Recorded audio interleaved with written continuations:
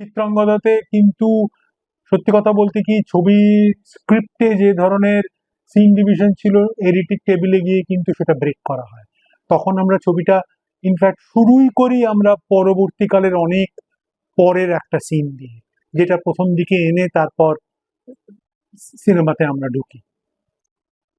সেখানে এডিট টেবিলে অনেক কিছু পাল্টায়, চিত্রাঙ্গদাতে অনেক কিছু পাল্টায়, এবং সেই পাল্টানোটা কিন্তু করাই হয়েছিল যাতে চিত্রাঙ্গদা ছবিতে যে ধরনের স্ট্রাকচার স্ক্রিপ্টে ছিল সেটাকে ভেঙে ফেলার আরো বেশি স্কোপ ছিল পরবর্তীকালে এডিটিং টেবিলে গিয়ে। সাম্প্রতিককালে ওর একটা ছোটখাটো উদাহরণ হচ্ছে অনিরুদ্ধ রায় চৌধুরী ডিয়ার মা।